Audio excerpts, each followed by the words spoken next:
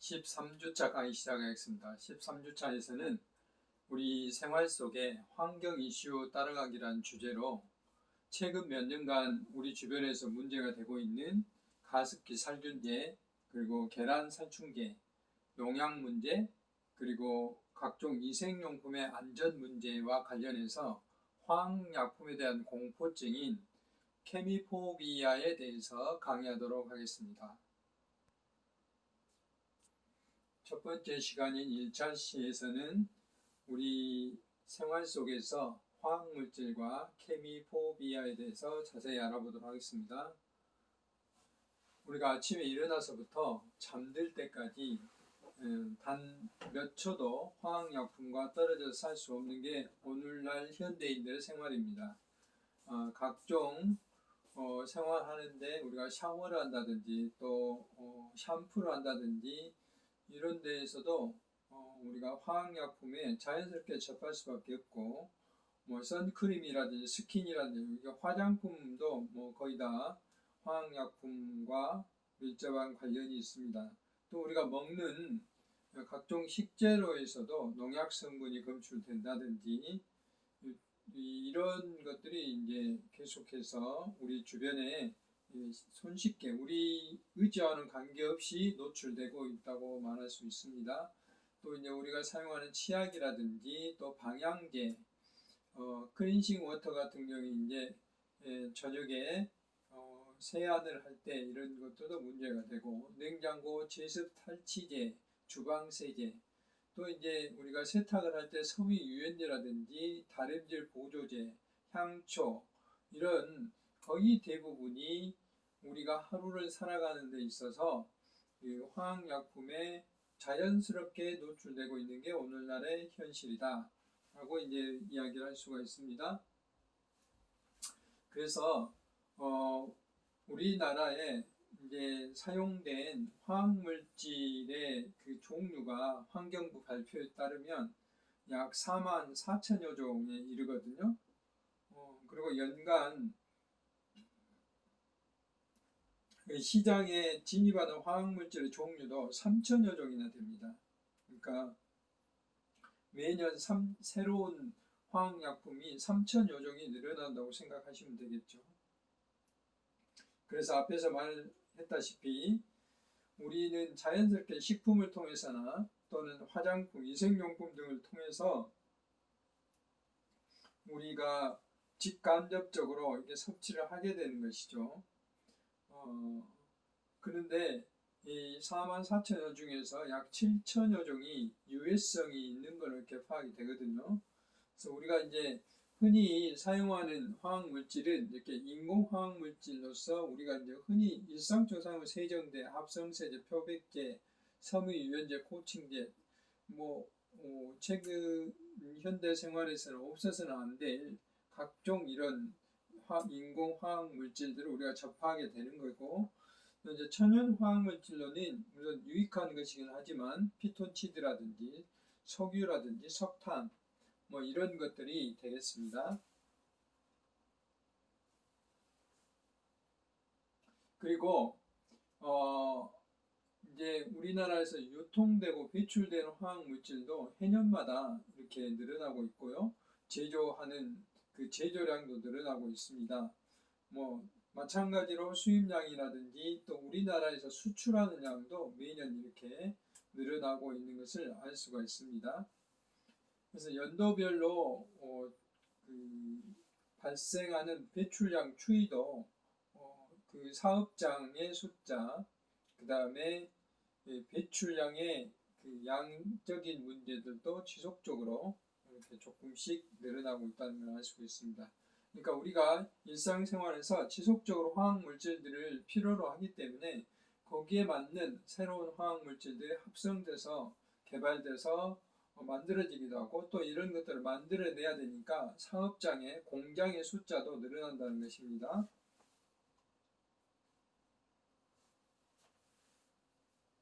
이렇게 됨으로써 이런 화학물질들이 우리한테 유익한 또는 유용한 이런 역할들을 하면 좋은데, 상대적으로 이제 이런 화학물질들은 분해가 되지 않고 또 우리 인체에 독성도 있을 수 있기 때문에 앞에서 이제 우리가 기후변화라든지 미세먼지라든지 대기오염이라든지 수질에 대해서 이미 강의는 했지만 이런 사업장에서 대기종으로 화학물질이 이렇게 배출돼서 나오는 문제도 있고 또 이런 것들이 이제 그 폐수를 통해서 수계로 하천이라든지 강으로 이렇게 포함될 수도 있습니다.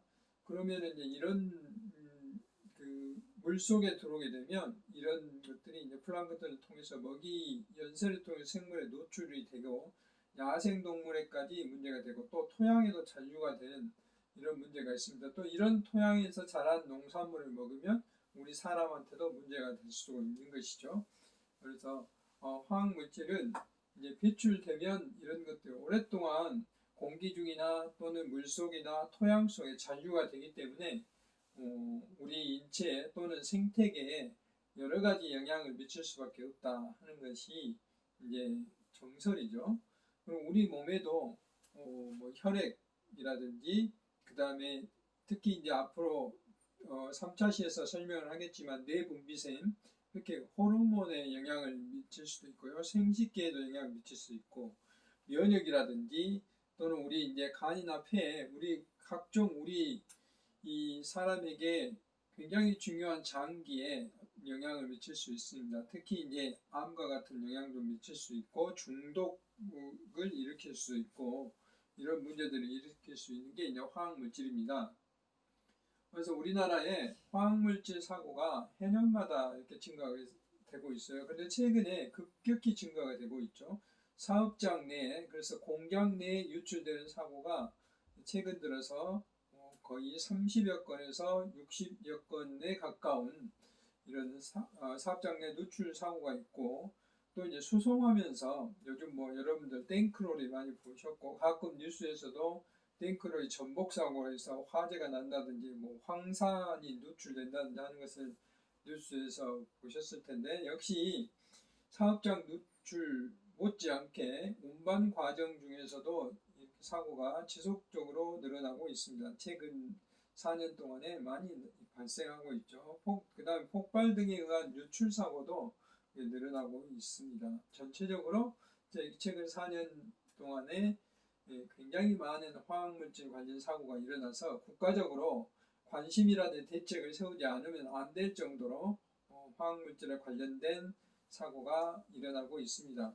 그래서 이러한 것들을 정부도 인식을 해서 화학물질에 관련된 법적인 체계를 만들었다는 것은 이런 것들을 어떻게 관리하고 생산 과정에 관리하고 유통 과정에 관리하고 사용 과정에 관리를 할 것인가 이런 것들에 대한 규정을 이제 만든 것이죠. 이런 것들을 이제 화학물질에 관련 평가법이라고 할 수 있는데 약자로 화합평법이라고 그렇습니다. 이러한 이제 화학물질이 우리 일상 중에 지속적으로 일어나고 최근에 우리가 먹는 먹거리, 생필품, 이제 가습기 살균제라든지 달걀이라든지 계란, 그 다음에 이제 위생용품, 뭐 생리대나 기저귀나 치약이나 뭐 이런 뭐 우리들이 사용하는 이런 생필품에서도 농약 성분이라든지 유해한 화학 물질들이 검출됨으로써 많은 사람들이 이제 걱정을 하게 되는 거죠. 그래서 화학 물질에 대한 공포증 이런 것들을 우리는 케미포비아라고 그럽니다. 케미포비아는 케미컬의 화학이라는 영어와 그 다음에 포비아라는 혐오라는 화학 물질을 혐오하는 그런 뜻이에요. 그래서 화학물질에 대한 일종의 공포증이라고 이야기를 할 수가 있습니다. 그래서 이렇게 이제 케미포비아 현상이 두드러지면서 화학물질을 멀리하는 노케미족들이 지속적으로 늘어나고 있습니다. 이제 화학물질이 혼합되지 않는, 섞이지 않는 어떤 생필품을 구한다든지 아니면 스스로 만들어서 사용한다든지 이렇게 합니다. 절대적으로 안전한 그런 물질들을 최근에는 구입하기 쉽지 않죠. 심지어 이제 자연적으로 재배한 농산물에도 토양 오염이라든지 또는 수질 오염에 의해서 전달이 되고 있기 때문에 그래서 국가 전체적으로 어떤 그 제품만 가지고는 안 되고 그런 대기 오염물질, 수질 오염물질, 토양 오염물질 이런 걸 종합적으로 관리를 잘 해야지만이 이 케미포비아에 대한 국민들의 어떤 걱정을 저감시킬 수 있다라고 이제 말할 수가 있습니다. 케미포비아가 확산된 배경은 앞에서 말씀드렸다시피 최근에 이제 계속되는 화학물질 검출 사례, 금년도에는 코로나19로 인해서 그 화학물질에 대한 사고가 이제 특별히 두드러진 게 없습니다만은 최근 한 3, 4년 동안 가습기 살균제를 비롯해서 계란에서 살충제가 나오는 문제, 그 다음에 각종 위생제품에서 안전성 문제가 불거졌습니다. 화장품에서 중금속이 검출됐다든지, 특히 이제 최근 몇 년간 침대라든지 또는 우리가 살고 있는 주거지, 아파트라든지 주택에서 방사선인 나돈, 우리가 이제 앞에서 나돈에서 설명을 드렸죠. 그래서 이런 것들이 이제 계속 보도가 되고 논란이 됨으로써 화학물질에 대한 어떤 공포증, 케미포비아가 확산되는 어떤 배경이라고 이야기를 할 수가 있습니다. 그것은 이제 이 케미포비아가 확산된 결과는 이 제품들의 소비자의 반응을 보면 알 수가 있습니다. 이런 보도가 일어나면 어떤 기저귀 판매, 특히 이제 그 메이커의 기저귀 판매가 이렇게 뚜렷이 증가율이 저감되는 걸 알 수 있어요. 일시적으로 그 제품을 사지 않는 거죠. 여기 보시면 이 생리대의 매출 증감도 현저히 떨어지는 것을 알 수가 있습니다. 그리고 계란의 매출 증가율도 떨어지고, 이건 식재료인데도 불구하고 이런 문제가 불거지면 계란을 사 먹지 못하죠. 걱정이 되기 때문에. 그 다음에 세제 매출도 뚝 떨어지고 있는 것. 이게 이제 이런 현상들이 일어날 때 보면 즉각적으로 이런 케미포미아의 어떤 그 공포감을 느낀 소비자들이 즉각적으로 이런 제품들의 소비에 이렇게 반응하는 것이 통계적으로 나타난다는 것입니다. 그래서 이제 포미포미아에 대한 이제 어떤 대책들도 이제 나와야 되겠죠. 우리가 흔히 우리가 아주 쉽게 사용하는 물티슈라든지 또는 핸드폰 케이스라든지 탈취제 이런 데서도 화학물질, 유해 화학물질 검출됐다고 보도가 되고 있기 때문에 우리가 일상 속에서 무의식 중에 우리 의지와는 관계없이 유해 화학물질에 노출이 되고 있다고 할 수가 있습니다. 그래서 이제 특별히 이 어린아이들을 둔 가정이라든지 이런 데서는 노케미족들이 이렇게 생겨나게 되는 것이죠. 그래서 그 카톡방이라든지 또는 인터넷 카페라든지 블로그라든지 이런 것들을 통해서 어떻게 하면은 이 화학물질이 적게 든 제품을 구입하고 또는 제조를 해서 사용할 것인지 또는 서로 제조를 해서 공유한다든지 이런 이제 노케미족들이 지속적으로 늘어나고 있는 것이죠.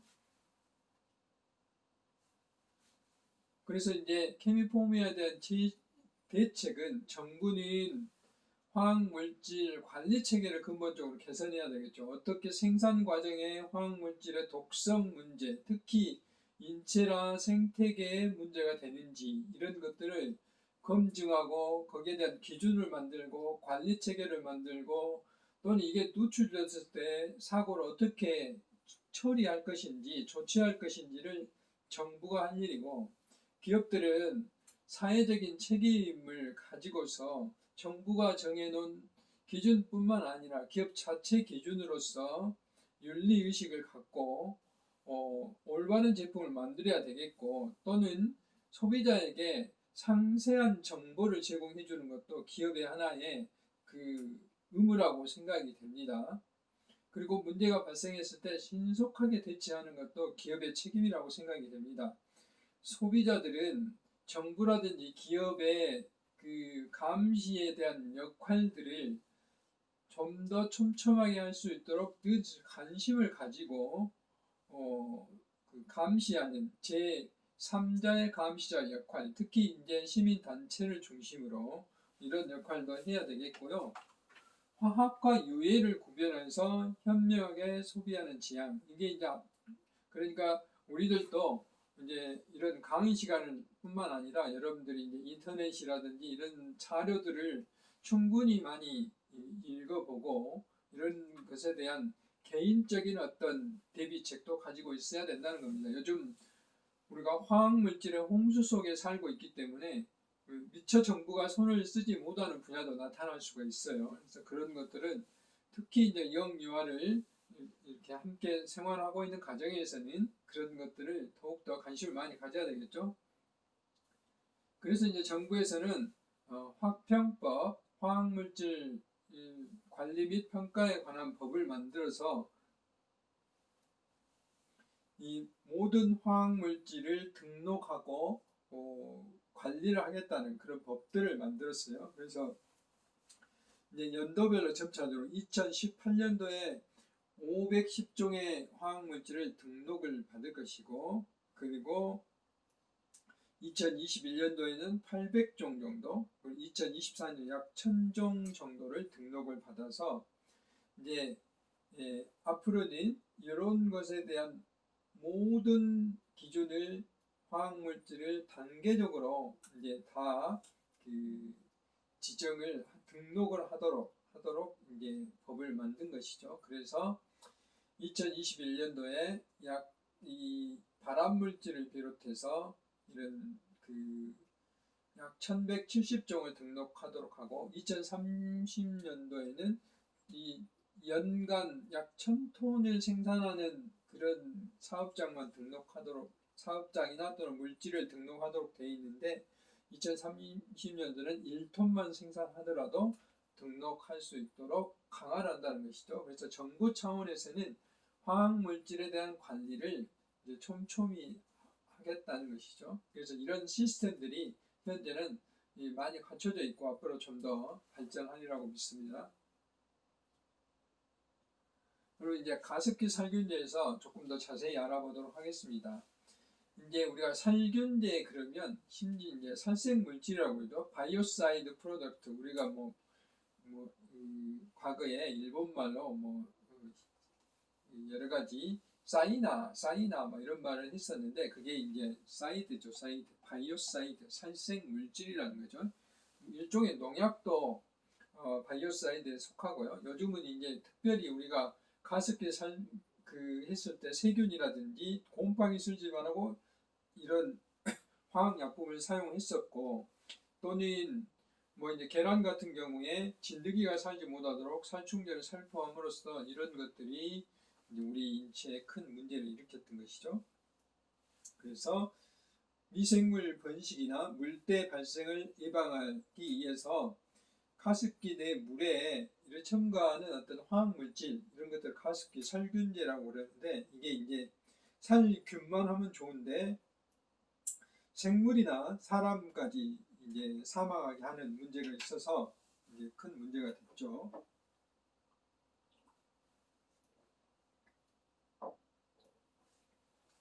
이제 일반적으로 가습기 살균제도 이제 폐 섬유화증 때문에 문제가 됐는데 지금까지 알려진 폐가 섬유화된다는 것은 딱딱하게 돼서 정상적인 그 폐는 폐포가 있어서 산소가 여기에 이제 들어가거든요. 그래서 우리 깨끗한 산소를 몸속의 세포로 전달해주고 이산화탄소는 폐포를 통해서 이제 배출하는 우리가 호흡을 하게 되면 그런 역할들을 하는데 이제 이게 섬유화가 되면 딱딱하게 되면 이런 폐포 조직들이 산소를 많이 흡수를 할 수 없죠. 그러니까 호흡이 곤란해지고 이제 여러 가지 우리 이 인체에 문제가 생기는 거죠. 그래서 이런 것들을 일으키는 섬유화증을 일으키는 그 원인이 대개 5가지 정도가 있는데요.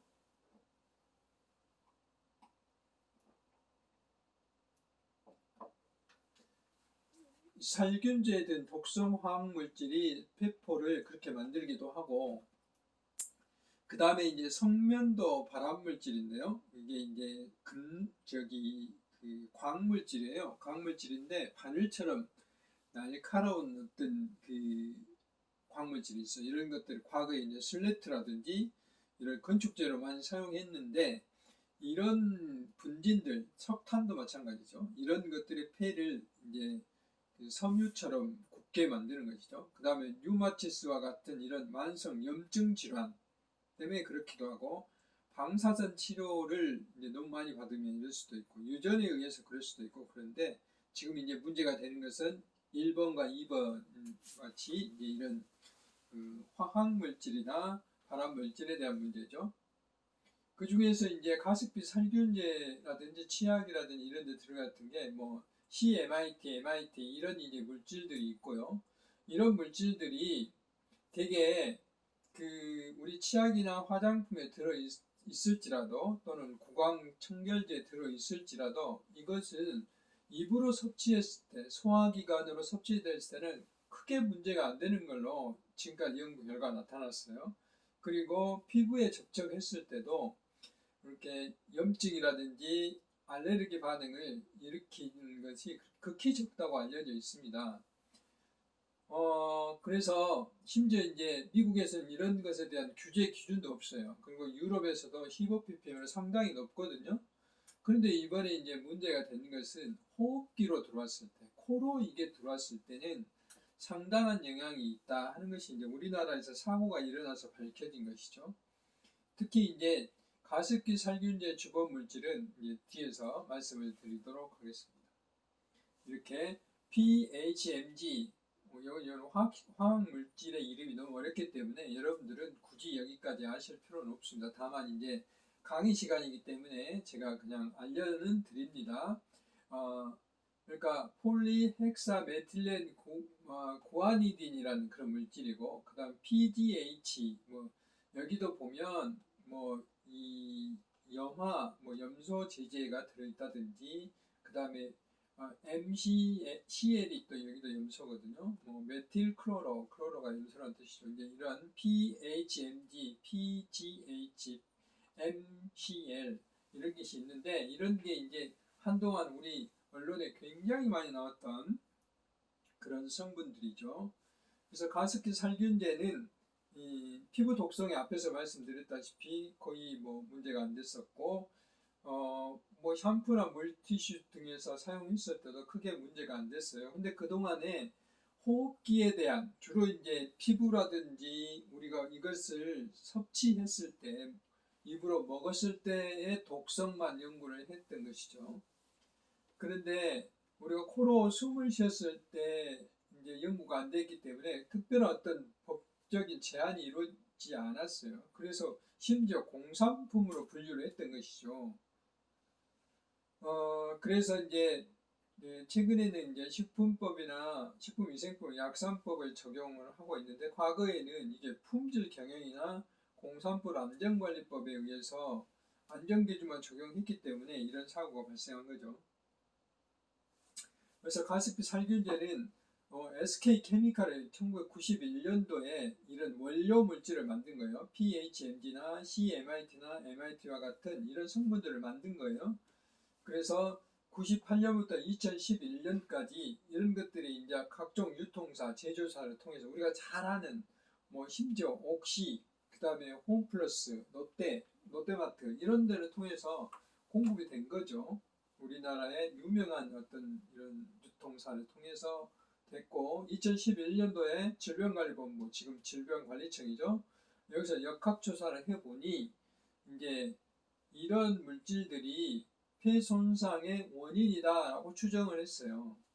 그리고 이제 피해 조사를 2018년까지 해보니 적어도 4,748명, 지금 이제 계속 늘어나고 있어요. 지금도 이 통계는. 그래서 이 중에서 약 431명이 가습기 살균제 피해가 있다 하는 걸로 이제 판명이 된 거죠. 그래서 이런 것들이 이제 쭉 문제가 된 걸로 이렇게 통계적으로 나와 있고, 여기는 여러분 참고로 하시기 바라는데, 앞에 설명했던 내용들은 2011년도에 질병관리본부가 가습기 살균제가 폐질환 원인으로 추정을 받는 거고, 중간에 형사 고발이라든지 뭐 이런 것들이 나와 있어요. 그래서 최종적으로 가습기 살균제에 대한 문제가 있다라고 판명되고 이제 검찰에서 수사까지 하고 있는 그런 일련의 과정들을 보여드린 거고, 조금 이제 간략히 설명한 자료를 보면 94년도에 처음으로 이제 이걸 개발한 유공에서 뭐 이런 것들이 이제 유해성이 어느 정도 있다는 것을 인지를 해서 알게 된 거죠. 그 다음에 94년도에 유해성 실험을 진행해서 유해성이 의심이 된다고 이제 알고 있었던 거죠. 그런데도 불구하고 가습기 메이트가 출시가 돼서 이제 이렇게 판매가 된 거죠. 그리고 2000년도에 들어와서는 이걸 만드는 회사나 판매하는 회사들도 유해성을 인지한 거예요. 이게 이제 문제가 된 거죠. 알면서도 판매하는 거죠. 그리고 2011년도 3월 달에 폐질환으로 사망자가 발생하고 17년간에 980만 통이 판매가 된 거죠. 그래서 이제 2011년 11월에 판매 중단 회수가 이루어진 것입니다. 그래서 17년 동안 이런 문제가 발생한 거죠. 그러면서 굉장히 많은 사람들이 피해를 입고 사망한 이런 문제가 우리나라에서 일어났습니다. 그때 이런 가습기 살균료가 함유된 제품에 대한 그런 메이커 이름입니다. 이런 제품들 PHMD 계열 옥시 제품, PGH 계열 뭐 이런 셰프 제품, MCIT 계열 애경 가습기 메이트, 이런 것들이 뭐 E+ 이마트 이런 데도 다 해당이 된 걸로 나와 있습니다. 그래서 그런 가습기 피해에 대한 통계는 여러분들이 이제 한번 참고를 하시기 바라고요. 약 60만 개가 이제 팔렸고, 약 이제 여기에 대한 벌금 액수만 해도 약 5,200만 원, 이 당시에 2016년도의 통계예요. 이게. 그래서 이제 가습기 살균제 다시는 일어난 재발 대책으로는 유럽은 이미 살생 제품 관리 지침이라는 걸 만들어서 이런 이제 살균제라나 살생제는 바이오사이드는 소비자 제품에 사용하려면 반드시 판매 전에 사전 안전 승인을 받아야 하는 걸로 되어 있어요. 이런 경우에만 사용할 수 있도록 해야 된다는 것이죠. 그래서 안전 입증의 책임을 제품 개발자에게 요구하도록 되어 있다. 우리나라도 이제 지금은 이렇게 바뀌었지만 문제가 발생했을 때는 이런 법적인 체계가 갖춰져 있지 않았죠.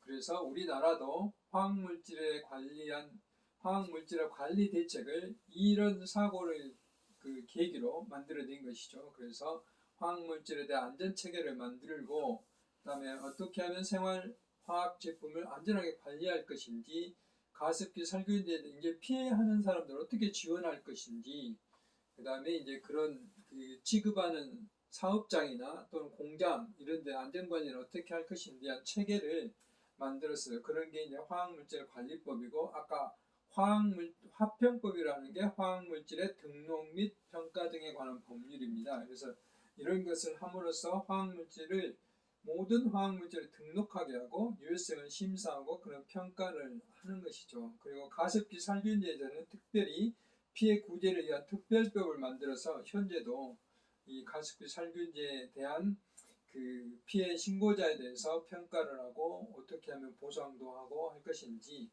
대한 것이 진행되고 있습니다. 그래서 이번 시간에는 케미포비아가 왜 일어났는지, 그 중에 대표적인 문제가 가습기 살균제인데, 가습기 살균제 문제의 시작과 그 다음에 중간 처리 과정, 마지막에 대해서 말씀을 드렸습니다. 네, 2차 시에서 보도록 하겠습니다.